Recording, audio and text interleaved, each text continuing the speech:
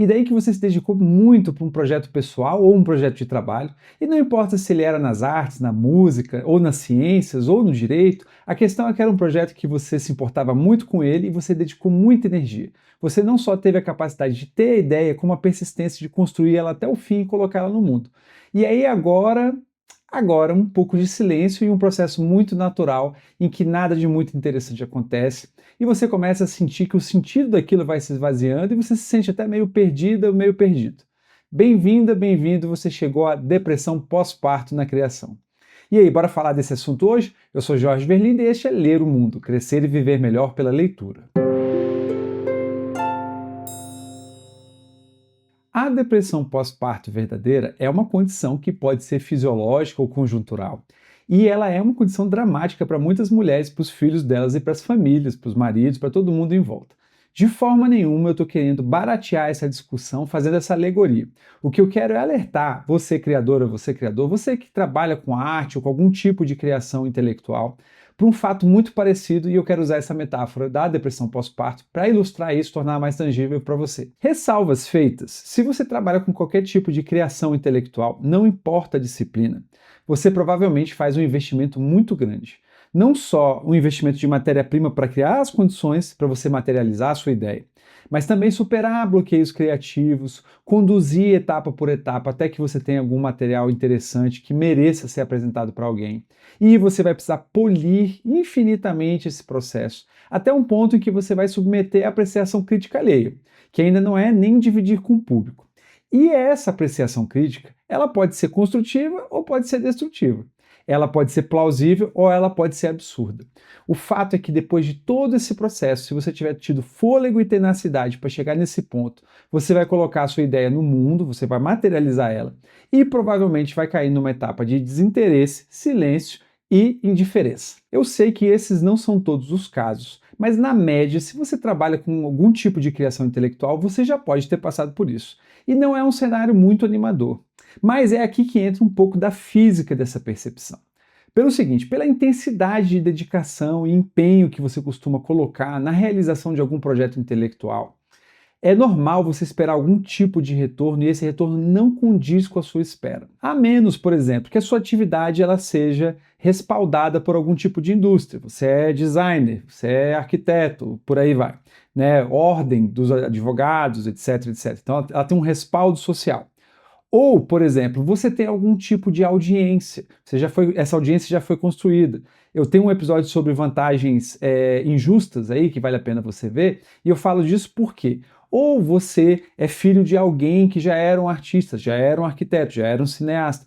Você tem algum tipo de plataforma que gerou para você essa relação de expectativa e retorno de uma forma muito diferente do que as demais pessoas. E isso aqui é muito interessante porque se você não se encaixar em nenhum desses casos, muito provavelmente você vive essa dinâmica aí, esse divórcio entre o investimento que você coloca em algum tipo de produção intelectual e o retorno que normalmente ela gera. E a minha suspeita é que existe uma física por trás disso, né? Senão os mercados não investiriam tanto dinheiro em controlar as demandas e arbitrar o valor do que você produz pela rede social, pelos meios de comunicação, pelas agências de representação, etc. Então, a verdade é que a gente passa sim por fenômenos parecidos com esse, só que é possível que a gente esteja submetido a forças que elas estão um pouco fora do nosso controle. Se esse é o cenário pelo qual você já passou ou você está passando, é muito provável que aconteça um sentimento de vazio dentro de você. Seja um vazio de sentido no que você está fazendo, ou uma sensação de que a energia empregada nesse tipo de atividade não vale a pena, ou no mérito do que você está produzindo, ou até mesmo no seu valor como artista ou como produtor intelectual. E daí que é importante a gente manter uma calma nessa hora. Partindo do pressuposto que você tem algum tipo de impulso, de interesse em continuar produzindo intelectualmente, é importante você manter uma certa sobriedade aí. Primeiro pelo seguinte, você não controla o processo inteiro e você não controla essa física entre produzir intelectualmente e gerar retorno.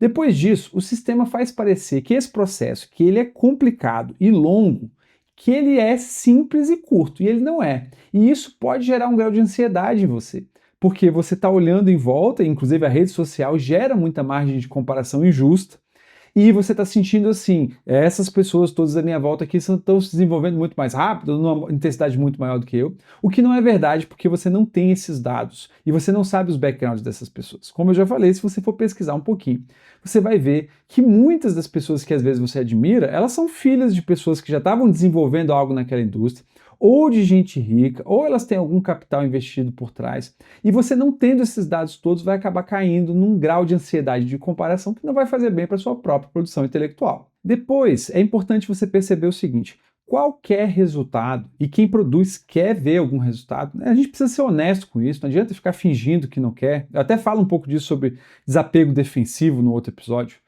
Esses resultados eles têm uma natureza mais orgânica e cumulativa. Eles não vão acontecer todos de um dia para o outro.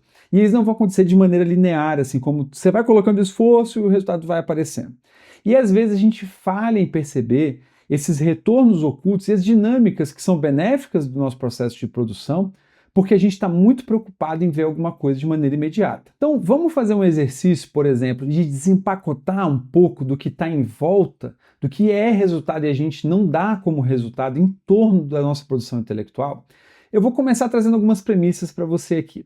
A primeira delas é a seguinte: se você está produzindo, criando alguma coisa que te interessa, que você tem tempo para fazer isso, você idealiza, você já está tendo uma oportunidade muito única. Não são todas as pessoas que têm essa oportunidade.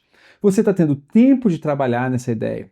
Você está tendo eventualmente recursos. Não estou falando que você é rico, estou falando que você tem recursos para fazer uma pesquisa a respeito da ideia, para fazer testes, para poder polir. E tudo isso são coisas que elas não dão em árvore, elas não foram dadas para todo mundo. Nem todo mundo tem essas condições. Eventualmente você está tendo força de vontade, capacidade de concentração. São coisas que nem todo mundo tem, que a média das pessoas não tem isso, né? Eu não estou julgando as pessoas, nem estou querendo diminuir ninguém, mas o fato é que força de vontade, capacidade de concentração, raciocínio prospectivo, como eu já falei no outro episódio aqui, são privilégios. Nem todo mundo tem isso. E aí a gente sente que a gente não está conseguindo atender uma demanda interna nossa. Só que a gente não percebe que o ambiente já não propicia isso para todo mundo. Se você está tendo essas condições, provavelmente você já está tendo um grau de retorno aí que você não está percebendo. E antes de mover para o próximo tópico, é importante a gente pensar o seguinte: vale a pena considerar se o ambiente não está contaminando a sua percepção de valor aí dentro da sua produção artística, cultural, intelectual, etc. Beleza, vamos falar um pouco do vazio que acontece, né? Que é o que estou chamando aí de depressão pós-parto criativa. O vazio que acontece depois que você termina e coloca alguma coisa no mundo. Uma questão interessante aí é o seguinte: me parece, pelo menos, que é da física da produção intelectual. E principalmente quando a gente não tem essas plataformas que geram retorno imediato, né? A gente não tem uma consolidação ou de carreira ou de alcance, ou a gente não tem capital suficiente, recurso material suficiente, contato suficiente, né, para gerar esse tipo de alcance. Me parece que é uma energia muito grande que de repente você investiu no seu álbum, na sua carreira aí, por exemplo, como músico, como pintor, ou escrevendo alguma coisa, ou um filme, etc. E aí, quando esse esforço vai se esvaindo, porque você já terminou, a nossa mente não se desconecta disso diretamente. Nós não somos criaturas binárias, a nossa mente não é binária. Então ela tem uma desconexão analógica. De repente, ontem você estava produzindo o seu livro, de repente ontem você estava trabalhando no seu disco, de repente ontem você fez um show, eu que já tive banda, já fiz muito show na vida. Hoje não. Só que a cabeça ainda está ali naquele lugar, ela ainda está consumindo daquela eventual conexão que você tinha, ou com a obra, ou com as pessoas que estavam consumindo aquilo, e isso não vai passar rápido, esse vínculo não vai desligar de uma hora para outra. Só que a gente não tendo a consciência disso, a gente sente apenas o vazio, e aí a gente começa a questionar o valor, ou na gente mesmo, como produtor intelectual, ou na obra, ou na própria relação com as pessoas que vão se conectar com aquilo. Outro ponto interessante aqui é você visualizar essa dinâmica, né, de acabar o vínculo com a obra, com alguma produção, com alguma etapa da produção, e não deixar que isso te bloqueie no seu processo criativo. O que eu quero dizer com isso? Você não precisa acabar uma obra e já emendar a outra. Né? Eu estou dizendo que apenas você não precisa se bloquear para novas ideias. Você pode, né, curtir esse luto, esse fim de uma etapa criativa do que você estava fazendo. Né? Isso é natural, é orgânico, né, como eu quero dizer. Né? Eu acho que é importante a gente manter uma relação orgânica com isso. Mas você também não precisa se fechar para outras ideias. Vou dar um exemplo claro. Né? Eu terminei o meu livro em 2022 E quando eu terminei, eu estava na iminência de sentir, eu nem tinha publicado ainda, eu estava na iminência de sentir essa depressão pós-parto. Estava sentindo assim, nossa, e agora? O que eu faço e tal? E aí eu conversei com algumas pessoas, né? Eu tive a oportunidade de conversar com algumas pessoas do mercado literário. E me ocorreu, né? Ninguém chegou a me dar essa ideia, mas me ocorreu a ideia de, pô, vou abrir um blog para trabalhar crônicas, vou escrever crônicas, ensaios e tal. E aí comecei a escrever contos e tal. E isso foi reativando a minha conexão com a escrita. Porque eu não queria perder esse vínculo, né? Eu já estava sentindo que algo ia mudar aí a partir do momento que eu acabasse a obra, porque mesmo que você entre em etapa de publicação, mesmo que você acabe a parte criativa e entre na parte promocional, vai ter algum desvínculo, né? A energia vai mudar de natureza, vai mudar de ritmo, vai mudar de intensidade. E esse processo de escrever os ensaios e as crônicas me alimentou muito. Me deu pano para manga para pensar novas ideias, para sair da minha zona de conforto, para construir tipos diferentes de abordagem. Então eu estou te dando isso como exemplo só para você ver que você não precisa sair correndo para entrar num projeto novo, mas você tendo a clareza de que a energia do que você está fazendo vai mudar, você pode aceitar isso e ir entrando num ritmo mais orgânico, que pode virar outras ideias, mas pode virar apenas paz de espírito. E aí eu entro num outro ponto aqui, que para mim é um dos mais preciosos, que é o seguinte: existe um valor intrínseco na produção intelectual. O que acontece? A gente passa por situações em que o mundo nos cobra, ou espera que a gente pense dessa forma, na qual, se você não tiver um resultado, se ele não for grandioso, essa execução, essa criação que você teve aí não serviu para nada. E eu aprendi ao longo do tempo, inclusive passando por esses lutos, essas depressões aí pós-criação, a ver na aprendizagem do processo de criar um bem em si, um resultado em si. Vou te dar um exemplo. Se você começa a trabalhar num canal de YouTube, tipo esse aqui, você vai ter que acabar aprendendo a falar para uma câmera, escrever um script, etc. Se você começa a mexer com música, vamos supor que você vai fazer um disco, você vai ter que aprender sobre harmonia, ritmo, melodia, você vai aprender a tocar um instrumento, você vai aprender a cantar, também já passei por essa experiência, e isso aí muda muito a sua forma de estar no mundo, de pensar as ideias, de concatenar as suas habilidades e tal. Se você vai estudar desenho, vai acontecer a mesma coisa, vai ter que estudar luz e sombra, composição, você vai ter que treinar o seu braço para fazer aquilo, você vai ter que ganhar intimidade com o lápis, mesmo que você não ganhe 500 prêmios como ilustrador. Então, o que eu quero dizer é o seguinte: tem recompensas intrínsecas no processo de você trabalhar a sua criação intelectual. A gente não vê isso, essa aquisição de habilidades, como se fosse uma recompensa. A gente costuma ver como se fosse a nossa obrigação. Você já deveria ser maestro de música e tocar 20 instrumentos, multi-instrumentista, modelo apresentador de TV. Você já deveria ser YouTube milionário, etc, etc. Não é assim que as coisas funcionam. E se você entra nessa noia, você perde a chance de degustar, de vivenciar as habilidades novas que você está criando, que elas vão mostrar resultados do dia a dia, elas vão mexer nas suas virtudes, no seu carisma, na sua visão de mundo, no seu caráter, elas vão expandir a sua capacidade de realização. E eu acho assim, eu tenho um mestre que ele falou para mim assim um dia, né, que eu trouxe essas questões para ele, ele falou assim, olha, torne a sua vida maravilhosa do ponto de vista pessoal, do seu desfrute da sua vida. Porque se nessas suas empreitadas criativas você não conseguiu o que você está procurando, pelo menos você vai ter vivido muito bem. E eu acho esse raciocínio preciosíssimo. Estou compartilhando com você porque eu acho esse raciocínio preciosíssimo. Torne as suas empreitadas de criação intelectual, de expansão da sua capacidade estilística, literária, dramática, poética, preciosas, experiências de desfrute, porque elas vão gerar sensações positivas para você ao longo da sua vida, seja como memórias, seja como habilidades que você vai vivenciar. Por fim, vou entrar nas últimas ideias aqui, falando do seu valor como artista, da sua produção como artista. É importante a gente, como artista ou como produtor intelectual de qualquer disciplina, se desintoxicar da percepção que o sistema coloca na nossa cabeça do que é um resultado. E por que eu estou dizendo isso? Porque o nosso sistema ele trabalha com escassez.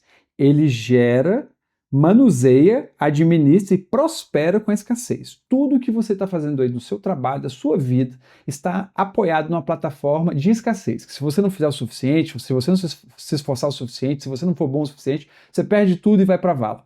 Isso aí é uma ficção coletiva que está criada. E isso rouba de você a sua paz de espírito para criar. Nenhuma criação que vem desse lugar, dessa ânsia que é fabricada em cima da escassez sistêmica onde a gente vive, nenhuma dessas coisas vai fazer bem para a sua produção. É importante você se desintoxicar disso para que a sua produção realmente reflita o que você tem na sua cabeça, no seu coração, na sua mente, e você vai se satisfazer muito se você olhar para essa direção aí na hora que você estiver produzindo. Então, eu estou falando que o fazer artístico, intelectual, etc., ele já tem valor intrínseco. E você é capaz de extrair esse valor, satisfação pessoal, hormônios, né, positivos, construtivos para a sua vida dali. Só que é comum, e eu também penso dessa forma, vou compreender se você me fizer essa pergunta. Falar assim, porra, mas eu preciso pagar minhas contas, meu. Eu não tenho condições, eu tenho que ter aqui minha atividade aqui, tenho que produzir aqui. Exatamente isso. Tem um livro aí que eu já li aqui, do Rick Rubin, já trouxe para vocês aqui, que ele fala muito dessa questão de que, assim, se for possível, é melhor que você não dependa da arte ou da produção intelectual para você fazer o seu ganha-pão. Parece estranho, parece dicotômico, mas a questão é que é isso mesmo, porque você vai conseguir trazer mais legitimidade, você vai conseguir olhar de uma maneira mais livre, né? Eu, modéstia à parte, me orgulho muito da minha produção artística, porque graças a Deus estive livre, não tive cordas, né, atadas a ninguém, tinha ninguém me mandando fazer isso, ninguém decidindo qual era o tom de voz que eu tinha que aplicar, se eu deveria ir ou voltar no ponto de vista crítico. Então, assim, obviamente, né, me sinto uma pessoa afortunada, já passei por dificuldades na minha vida, como todos nós. Mas o que eu quero dizer é o seguinte: eu não me fechei para a hipótese de construir uma capacidade de produção artística e produzir artisticamente. Porque às vezes isso pode nos deixar meio exasperados. Às vezes você quer muito que aquilo saia de lá porque você está vivendo algum grau de escassez. Saiba que você não está só nisso, saiba que se você precisar produzir o seu ganha-pão para produzir a sua arte, isso é natural. E saiba que uma coisa não impede a outra e não impede a sua obra de ser relevante, impactante e ser feita como você esperava que ela devesse ser feita. Ainda nesse tópico, para fechar, eu já fiz várias vezes pesquisas pessoais, inclusive para, né, conferir a mim mesmo a energia, força de vontade para continuar produzindo. E eu encontrei que muitos artistas já foram arquitetos, médicos, advogados, ou tinham pais ricos, ou pais que eram bons naquela própria indústria. O cara é músico, filho de músico, ator, filho de ator, cineasta, filho de cineasta, ou foram sustentados pelas mulheres, pelos maridos, etc. E eu não faço isso, né? Não fiz essas pesquisas aí por uma questão de comparação e tal. Fiz essas pesquisas para me tranquilizar, porque a minha origem não me favoreceu, por exemplo, para construir artisticamente. Mas aqui eu gosto de uma frase que ela está aí na internet, não se sabe se é do Jung, se é do Sartre, não importa. Que é o seguinte: não importa o que aconteceu com você, o que importa é o que você está fazendo a respeito disso. E em matéria de criação, né, de produção artística, é importante você ver dessa forma. É importante você ver que esse esforço que você está colocando, ele já está, enquanto você está fazendo esforço, você já está recebendo o retorno da sua própria produção, porque você está crescendo com ela. E todo o resto está fora do seu controle e vai gerar situações futuras positivas de uma maneira orgânica, de uma maneira cumulativa, de uma maneira viva, como todo mundo que está aqui acaba passando por isso. E eu acho que isso aí é muito positivo nos momentos em que você se sentir entristecido por ter acabado alguma coisa e o vínculo se acabar. Assim como é interessante a perspectiva de que, porra, que bom que você está triste porque você terminou uma ideia que tinha na sua cabeça. E você, o que você acha desse assunto? Tem a ver com a sua vida, com algum momento? Você já produziu alguma coisa e ficou assim meio para baixo depois de ter terminado? Me conta aqui nos comentários. E se por acaso você gostou dessa conversa, não esquece de deixar o seu like, se inscrever no canal ou enviar para alguém que você acha que está precisando rever a própria depressão pós-parto criativo.